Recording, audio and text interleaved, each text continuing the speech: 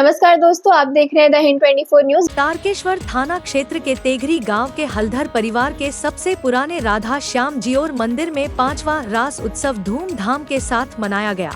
हलधर परिवार के सूत्रों के अनुसार दामोदर नदी को ब्रिटिश शासन के दौरान पाल राजाओं के शासनकाल के दौरान बांध दिया गया था। उस समय दामोदर नदी की बाढ़ के दौरान नीम के 2 कटे हुए टुकड़े तैरते हुए दिखाई दिए। उस समय हालदा परिवार के कुछ ब्राह्मणों ने स्वप्न दिया कि ये दोनों कटे हुए ही राधा कृष्ण हैं।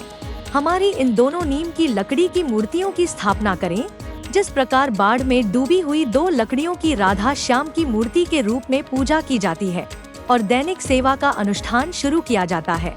उन दिनों मेहमानों के आने पर उनकी सेवा करने की प्रथा थी।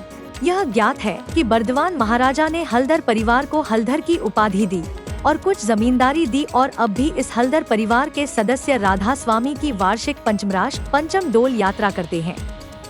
पूर्वे दामोदर मार्ग ছিল না, তখনকার তৎকালীন সময়তে বন্যায় জল ভেসে আসতো এবং সেই সময়তে হালদার পরিবারের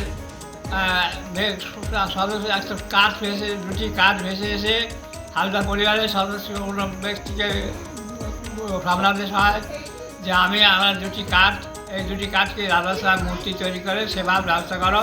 নিত্য সেবা আমরা সেই থেকে নিত্য সেবা করে আসছি এবং বর্তমানেও সেই নিত্য সেবা হয় এবং বাৎসরিক যে সমস্ত অনুষ্ঠান দোল নাচর রাস ইত্যাদি যে বাৎসরিক রাধা শ্যামের যে বাৎসরিক ক্রিয়া পূজা অর্চনা সে সমস্ত নিত্য সেবা এবং পূজা অর্চনাদি অনুষ্ঠান হয়ে আসছে হয়ে থাকে বর্তমানে হচ্ছে, আজকেও সেই মূর্তি রাস সেবা হচ্ছে।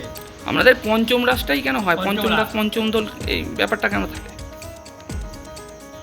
ऐसे ही तमाम खबरों के लिए जुड़े रहिए द हिंद 24 न्यूज के साथ।